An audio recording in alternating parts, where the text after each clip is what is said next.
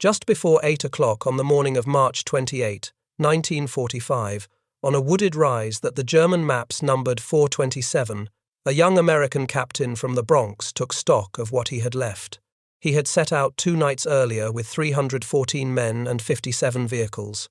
Now, in the cold half-light, he had perhaps 300 men still on their feet, a handful of running tanks, and no fuel except what his crews had drained from one machine into another by hand in the dark. Around him his men crouched in the wet bracken among the tanks, waiting for the light. He had been awake for something close to 100 hours. His right hand and his right knee were already wrapped from a wound he had taken the day before. He did not know that the hill under his boots was a German anti-tank gunnery range, with prepared firing positions and a telephone line already strung to the guns. His name was Abraham Baum, and he was 1 day short of his 24th birthday. He gave the order to move at first light, and the clearing came apart. A coordinated salvo from German tank destroyers and a training battalion of assault guns opened from the high ground all around him. By most accounts, every vehicle in the column was hit within about 3 minutes. His radio operator tapped out one last message in Morse code, asking for air support that was never coming, and then the captain stood up in the wreck of his task force and said the only thing left to say, every man for himself. Of the 314 men who rode out with him, only about 15 would reach American lines in the days that followed. Even counting every man who eventually straggled back or was freed when the front rolled over him, fewer than 3 dozen would make it. The rest were dead, wounded, or marched off into German captivity. And the captain himself, hit once more as he tried to slip away on foot, would be carried back through the gates of the very prisoner of war camp he had been sent to break open, to lie in a hospital bed a few feet from the wounded officer he had crossed 60 miles of enemy territory to save. That officer was Lieutenant Colonel John Knight Waters. He was the son-in-law of the general who ordered the raid. This is the story of how George Patton sent 300 men deep behind German lines in the last weeks of the war to free one prisoner, against the unanimous objection of every commander he asked, and how almost none of them came back. To understand the decision, you have to understand the man who made it, and the moment he was standing in when he made it. By the 3rd week of March 1945, Lieutenant General George Smith Patton Jr. was at the height of his powers and the end of his patience. His Third Army was racing across western Germany faster than the maps could keep up. The Rhine was behind him. He had bridged it and crossed it before Montgomery's set-piece assault to the north had even begun, and he had relished every hour of the lead. The war in Europe had perhaps 6 weeks left to run, and every general in the theatre knew it. Patton wanted the Third Army to be the army that finished it. He had spent the whole campaign measuring himself against other men, against Montgomery to the north, against the memory of MacArthur in the Pacific, and he was a commander who counted his worth in ground taken and headlines earned. In the last spring of the war, with the enemy folding in front of him, he was a man looking for one more grand stroke. If a story like this one matters to you, a like helps the next person find it, and it keeps a small channel like this one alive. He was also a man carrying a private wound that had nothing to do with the front. 2 years earlier, in February of 1943, during the American disaster at Sidi Bouzid in Tunisia, an armoured officer named John Waters had been overrun and captured at a place called Jebel Lasouda in the opening days of the Kasserine fighting. Waters was no ordinary prisoner. He had married Patton's eldest daughter, Beatrice, in 1934, and he was West Point, class of 1931, a professional soldier who had married into the most famous fighting family in the United States Army. He had commanded an armoured battalion in that Tunisian fight, and by every account he was a steady and capable officer, the kind of man who would make general on his own merits, which years later he did. But for 2 years now he had been held in German hands, moved from camp to camp across a shrinking Reich, and in the spring of 1945 he was simply one prisoner among hundreds. The only thing that set him apart was whose daughter he had married. By the start of 1945, Waters had been at Oflag XIII-B, a camp for American officers at Subin, in occupied Poland. As the Soviet armies came on from the east in January, the Germans emptied the camp and marched its prisoners west, on foot, in the dead of a Polish winter, a forced march of some 340 miles. Men fell out of the column and were not seen again. Waters and the survivors reached the Bavarian town of Hammelburg around the 9th of March, and there he was put into Oflag XIII-B, a camp roughly 60 miles east of where Patton's Third Army was then fighting. How Patton came to know all this is part of the story too. 3 American officers who had escaped captivity made their way east to the United States military mission in Moscow under Major General John Dean. Their account of where the prisoners had been taken worked its way back through the chain to Eisenhower's headquarters, and from there forward to Patton. By the 3rd week of March, the general knew, or believed he knew, exactly where his son-in-law was being held, and roughly how far his own tanks would have to go to reach him. Here is where the record stops being kind to Patton, and where his own letters convict him. We know what he was thinking, because he wrote it down to his wife. In a letter dated March 23, Patton told Beatrice, in plain words, that the army was headed right for John's place and might get there before he was moved. 2 days later, he wrote that he hoped to send an expedition the next day to get John. These letters are reproduced in Martin Blumenson's collection, The Patton Papers, drawn from the originals held at the Library of Congress, and they are about as close to a confession as the documentary record offers. The army commander knew his son-in-law was in that camp before he ordered a single tank to move toward it. What he did with that knowledge is the heart of this story.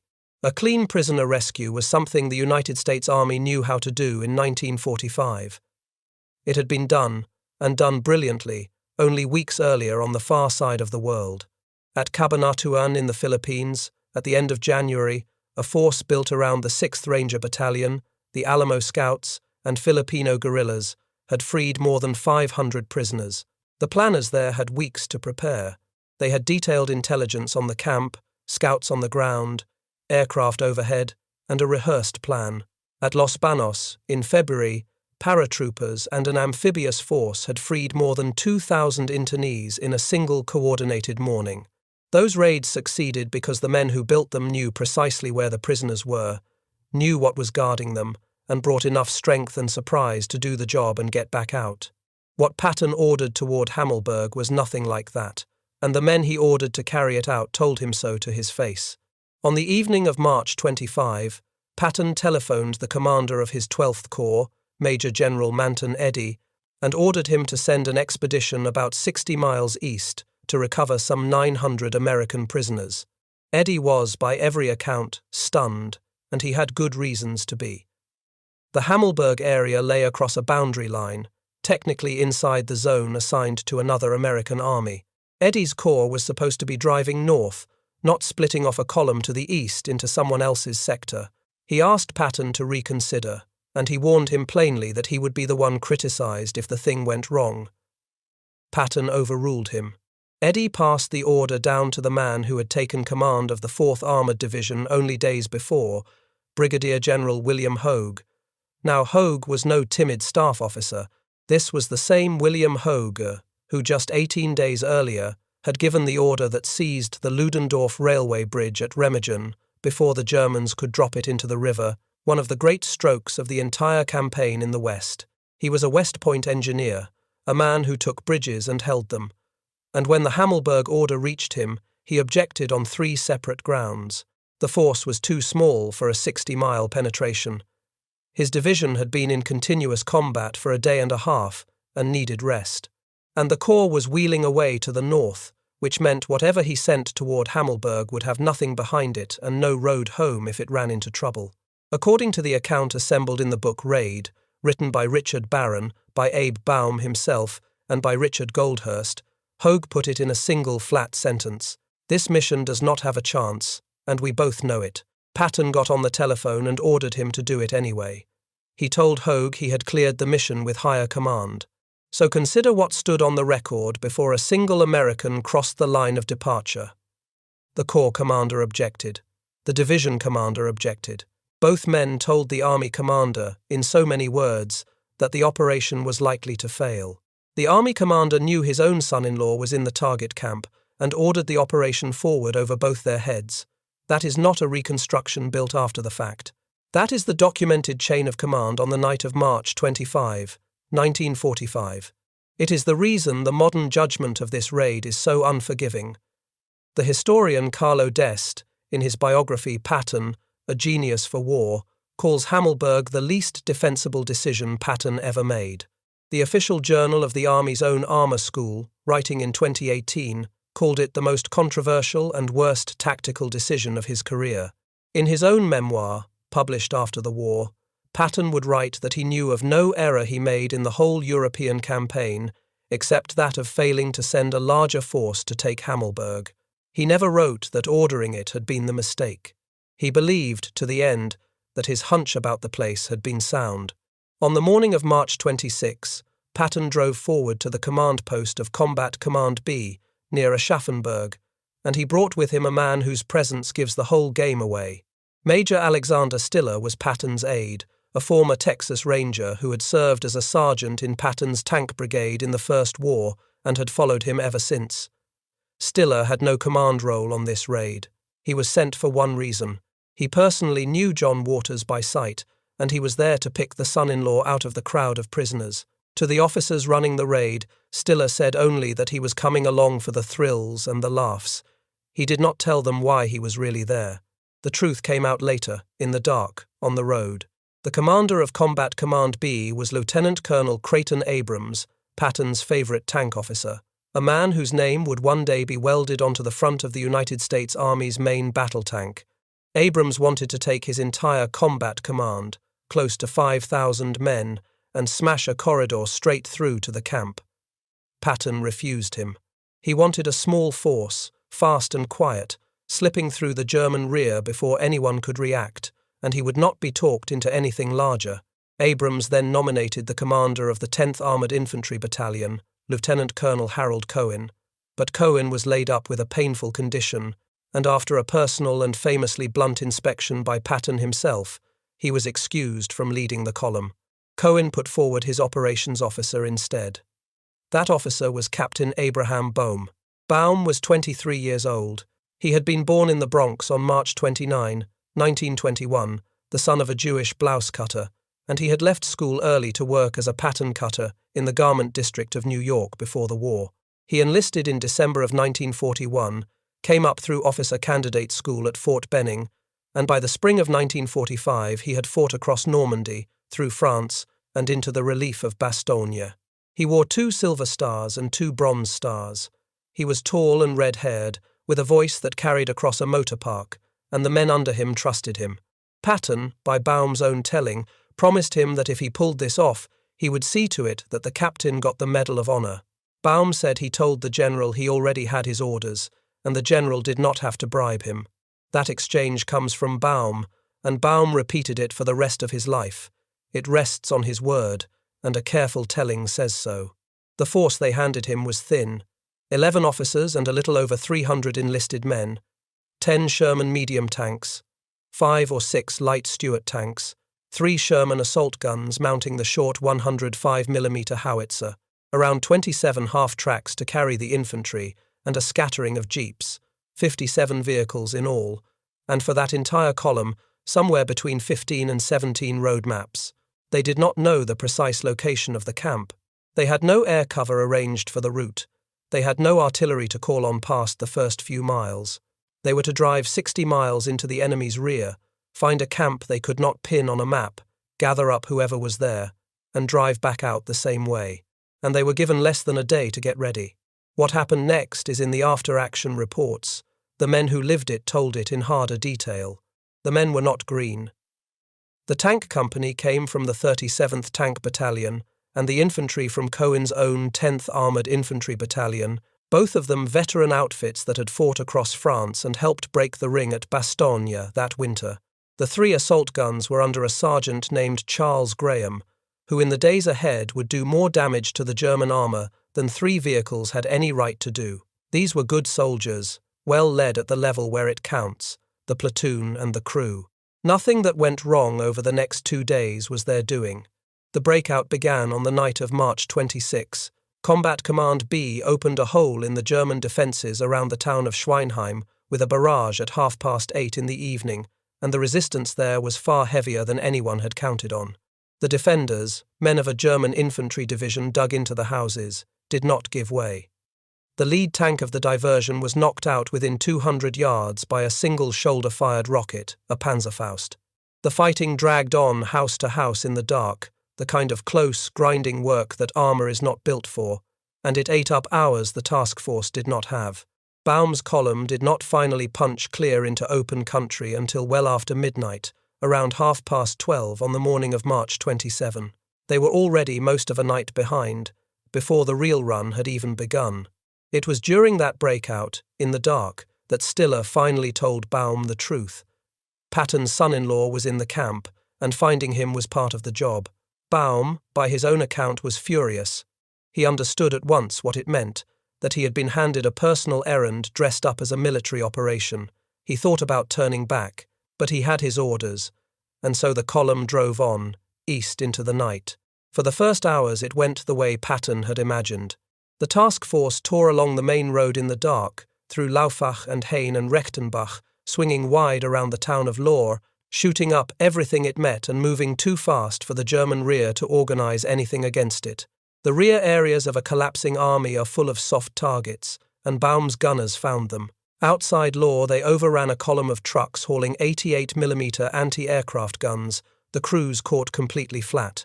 A little further on they shot up a train whose freight cars, when they burst open, turned out to be loaded with still more guns. For a few hours in the dark, the gamble looked like it might pay. At the town of Gmunden the luck began to turn. The column drove straight into the railway yards and tore through them, shooting up rolling stock and scattering elements of a German division that was in the middle of unloading from its trains, and it shot up a tugboat hauling a string of barges in the locks of the main river. But the easy miles ended at the river. The lead Sherman was hit by a Panzerfaust on the bridge across the Saal, and the burning wreck blocked the crossing while German anti-tank fire poured down from a castle on the heights above the town. A rocket round wounded the lead platoon commander, a lieutenant named Nutto, and wounded Baum himself, in the right hand and the right knee. Those are the wounds named in his later citation. Then the Germans blew the bridge in his face. At Gmunden the column lost 3 tanks and around 20 men killed or wounded, and it had to turn away and hunt for another road. They found one to the north, at a place called Bergsin, where the bridge over the Shin River was still standing. They crossed it, and along the way they captured a German general riding in a staff car, and they freed roughly 700 Russian forced labourers working the fields and the roads. But the captured general did not stay captured for long, and once he was loose he went straight to a telephone and warned the Hammelburg garrison exactly what was coming and from which direction. That was the moment the raid's last real advantage began to slip away. A German spotter aircraft, a little Fieseler Storch, found the column from the air, counted its vehicles, and passed the figures up the chain. By the afternoon of March 27, the headquarters of the German 7th Army held orders from the High Command to concentrate every available unit and wipe the raiders out. The one thing the small force had going for it, the chance of moving unseen, was gone. The hunters now knew the size of the prey, and they knew where it was headed. What closed around Task Force Baum in those last hours was not a battle line but a noose, drawn tight out of whatever the Germans could lay their hands on. There were officer candidates from the infantry school at Hammelburg itself, young men who would normally have been months from the front. There were cadets from an officer training course who carried Panzerfausts and knew how to use them. There were anti-tank gunners and the crews of a training battalion of assault guns, and there were the tank destroyers of a captain named Heinrich Kohl, rushed up by rail that very morning from Schweinfurt, the ball-bearing town the 8th Air Force had bled itself white over a year and a half earlier. A column of 300 Americans, 60 miles deep and with no one behind them, was now ringed by the better part of a scratch division. The Hammelburg garrison commander, a colonel named Hoppe, drew these pieces together into blocking positions astride every road the Americans might use to get home. Kohl's company was the first to strike. In the late afternoon, as the task force closed on the camp, it ran headlong into his ambush. These were not the heavy Tiger tanks that some of the American prisoners would later remember seeing in the confusion. The German records identify them as Jagdpanzer Hetzers, small, low-slung, hard to spot against a tree line, each mounting a 75mm gun. That distinction matters for anyone trying to tell this story straight. Baum's 3 assault guns fought back hard and knocked out several of the German vehicles, along with a column of fuel and ammunition coming up to support them. But the price was steep. In that one engagement, the task force lost 2 medium tanks, a light tank, 5 half-tracks, and 2 jeeps.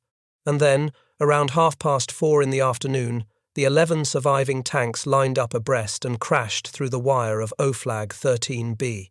What they found inside was nothing like what they had been told to expect.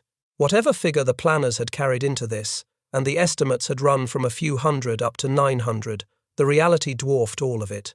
Inside the wire were closer to 1,400 American officers and men, and beyond them, in a separate compound, some 3,000 to 4,000 Serbian officers, held since the German conquest of Yugoslavia in 1941.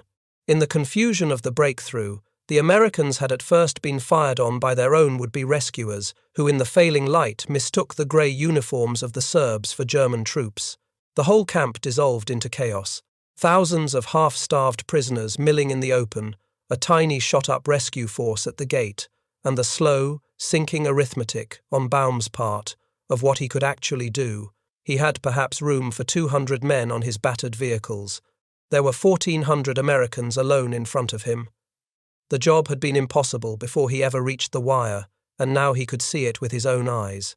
The senior American officer behind that wire was Colonel Paul Good, who had led the 175th Infantry Regiment of the 29th Infantry Division, won a Silver Star in the Normandy hedgerows, and been taken prisoner that autumn. He now spoke for the 1,400 Americans in the camp, and it was into his office that the German Commandant came when the shooting started. That Commandant was General Major Gunther von Goeckel, and this is the part of the story that has to be told with care, because it is so often told wrong. When the tanks came through the wire, Goeckel did not order his garrison to fight to the last man over the camp. He ordered only token resistance, enough to satisfy military honour, and then he went to Good, and, according to the recollection of Lieutenant Herndon Ing, published years afterward, the German general burst in protesting that fighting inside a prisoner of war camp violated the Geneva Convention, declared that he was now the prisoner, and said the responsibility was now the Americans'. In plain terms, the man whose duty was to hold that camp looked at the size of the force at his gate and chose not to spend his men dying over it. He handed the camp to his own prisoner. You can read that several ways, and I think the honest reading is the simplest one. Goeckel did not treat Task Force Baum as a liberation that had to be stopped at any cost.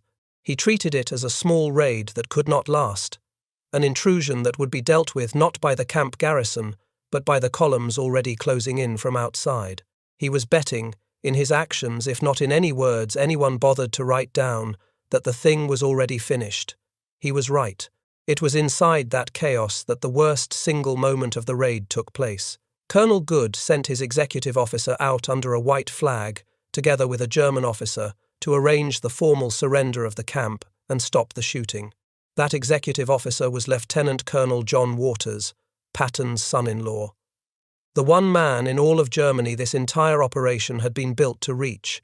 As Waters walked toward the German lines under the flag of truce, a guard who had never gotten word of the ceasefire raised his rifle and shot him. The bullet entered his right hip and passed clean through, narrowly missing his lower spine. He was carried back into the Serbian compound, and there a Yugoslav army surgeon named Radovan Danic, himself a prisoner, operated on him with improvised instruments and saved his life.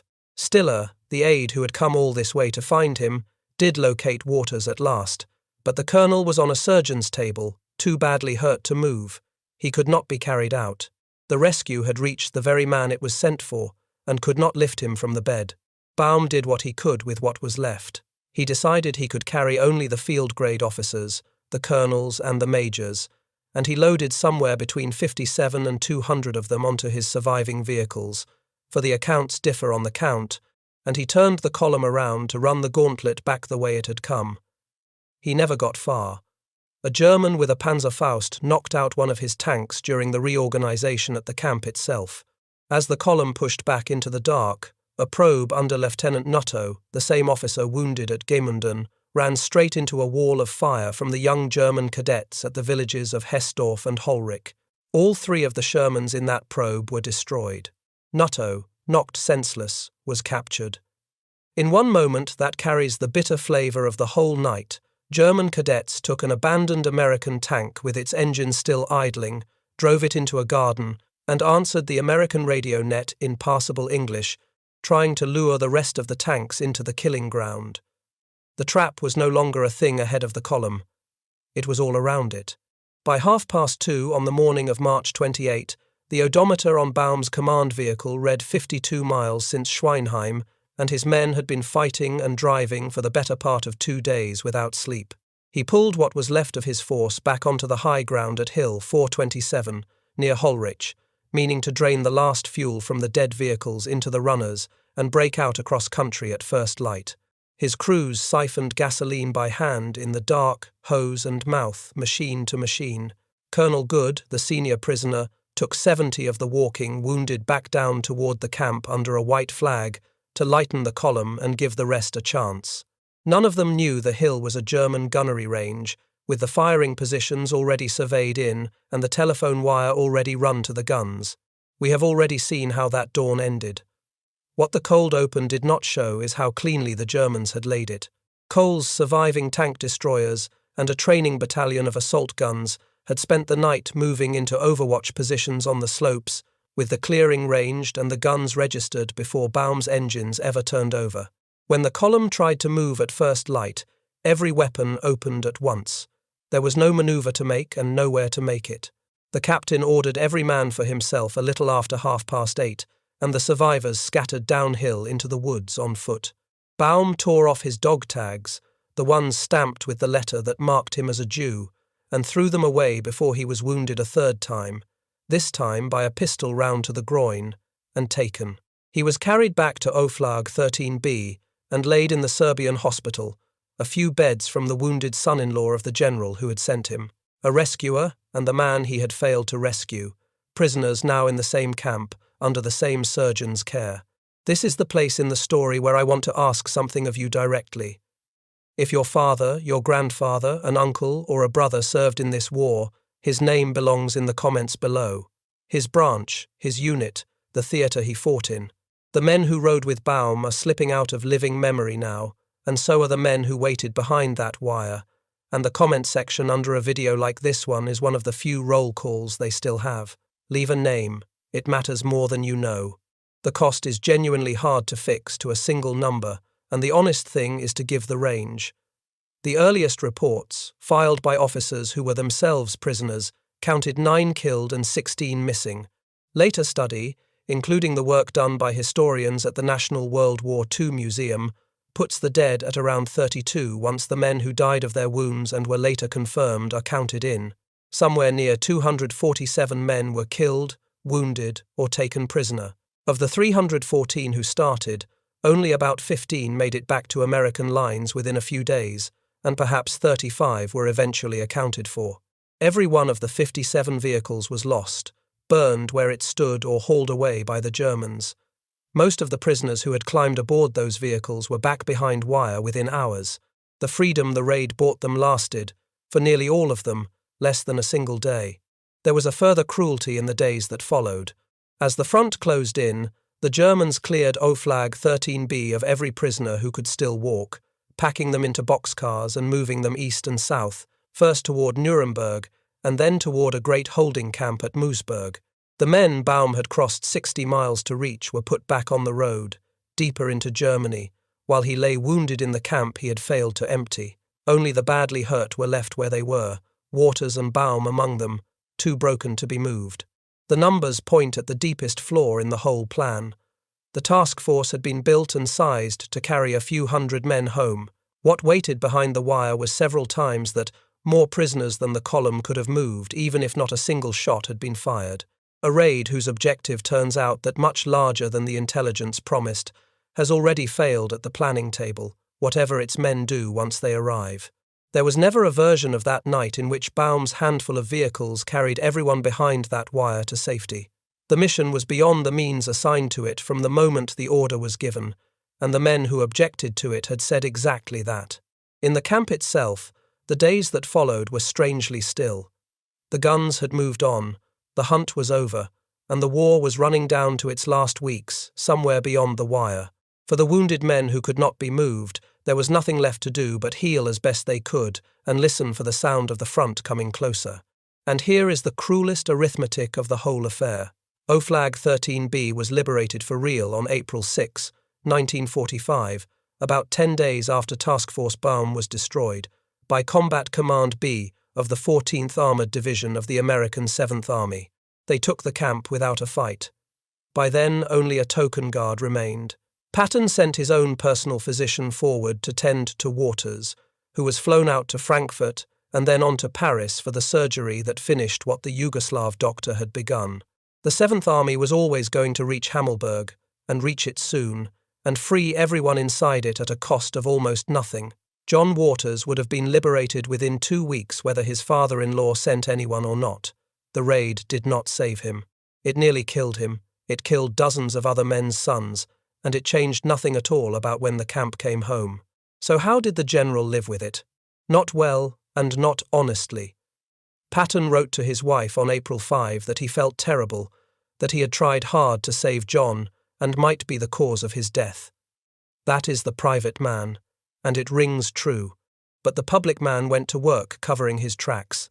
He classified the operation, and then either forgot to lift the secrecy or chose not to. In his memoir he admitted only that one error, the failure to send a bigger force, and he laid the blame for that on Eddy and Hogue, the very 2 men who had begged him not to go at all. His story shifted in the retelling. In his own diary he had pointed instead at higher command, claiming the mission had been approved above him. The accounts do not line up, and the reason they do not line up is that a man was building a defense for something he already knew would not stand. That defense leaned on General Omar Bradley. Patton had told Hogue the raid was cleared with Bradley, his immediate superior.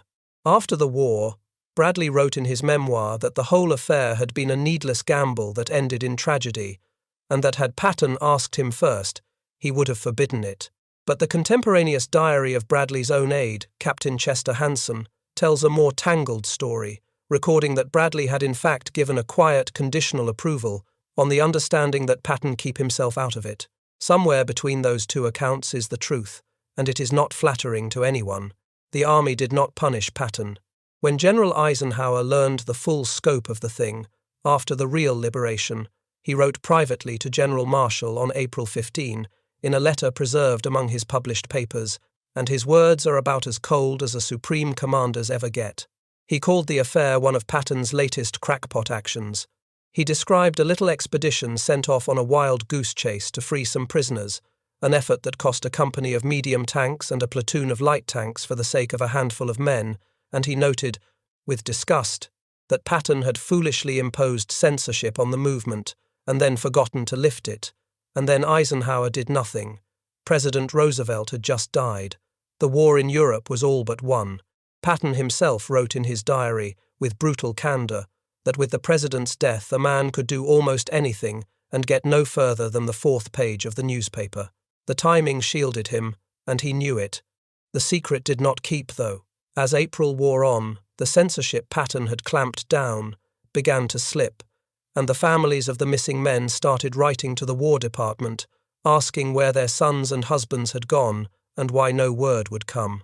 Piece by piece, the shape of the raid found its way into the newspapers. But the president was freshly buried, the German surrender was only weeks off, and a story about a few hundred men lost on a doomed errand could not hold a front page against the end of the war in Europe. The thing faded before it could ever become a reckoning. There was no court-martial, there was no congressional inquiry. Baum, still in his hospital bed when the real liberators arrived, was awarded the Distinguished Service Cross, and Patton pinned it on him personally on April 10. Years later, Baum said plainly what that medal really was. The Medal of Honor Patton had promised would have triggered a congressional investigation of the raid, and an investigation was the one thing the general could not afford, so a Distinguished Service Cross was pinned on instead, and the matter was quietly closed.